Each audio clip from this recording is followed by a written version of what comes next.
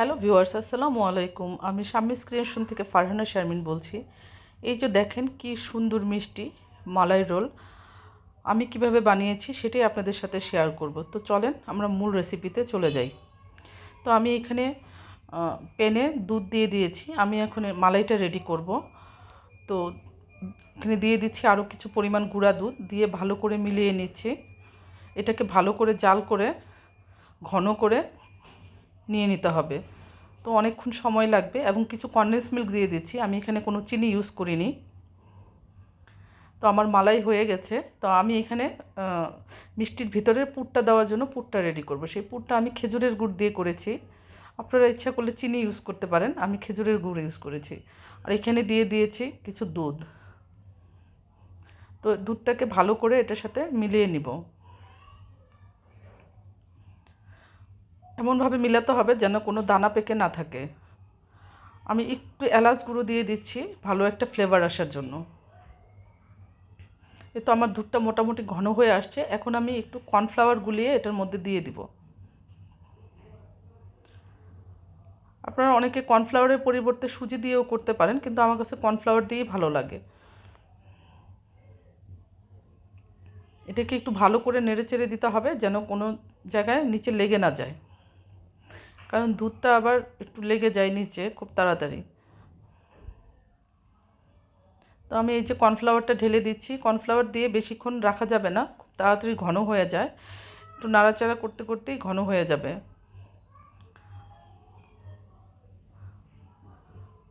তো মোটামুটি আমার দুধটা ঘন হয়ে আসছে, আর বেশিক্ষণ রাখা যাবে না। এখানে আমি একটু পরিমাণ ঘি দিয়ে দিয়েছি যাতে ফ্লেভারটা ভালো আসে। ভালো করে নাড়াচাড়া করতে হবে।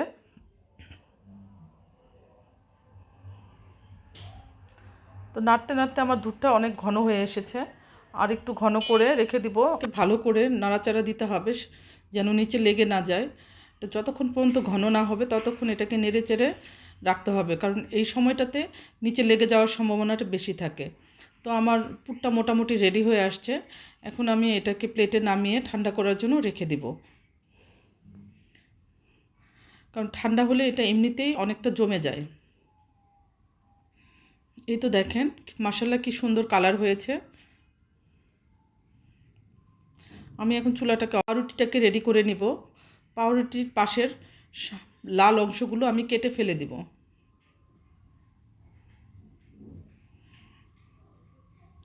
এই মিষ্টিগুলো বানানো খুবই সহজ এবং খুব অল্প সময়ের মধ্যেই হয়ে যায়। আপনারাও বাসায় ট্রাই করে দেখতে পারেন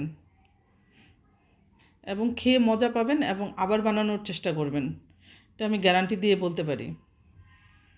তো আমি একে একে সবগুলো পাউরুটির পিস এভাবে কেটে নিয়েছি। তো আমি এখানে মোটামুটি 12 পিসের মতো মিষ্টি বানিয়ে নিব, তাই 12 পিস পাউরুটি নিয়ে নিয়েছি। এখন একটা বেলুনি দিয়ে আমি পাউরুটিটাকে ভালো করে বেলে নিব যাতে পাতলা হয়ে যায়।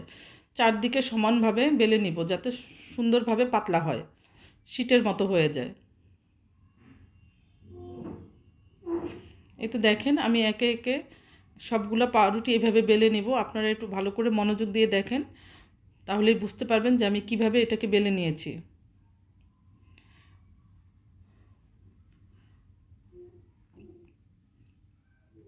মোটামুটি আমার পাউরুটিগুলো বেলা শেষ হয়ে গেছে। তো আমি এটার মধ্যে এখন পুর ভরে রাখব। আমি কিভাবে পুরটা ভরছি এবং ভিতরে দিয়ে কিভাবে রোল করছি এটা একটু ভালো করে দেখবেন, আপনারা খেয়াল করে। এটা আমরা রোলের মতো করে পেঁচিয়ে নিব।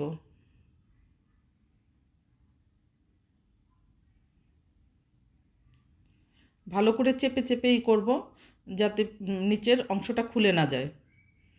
এই তো দেখেন কি সুন্দর করে মানে রোলটা হয়ে গেছে। এভাবে একে একে আমি সবগুলো রোল বানিয়ে নিয়েছি। এই তো দেখেন আমার মিষ্টি বানানো রেডি। তো আমি এটার মধ্যে এখন মালাইগুলো ঢেলে দিব।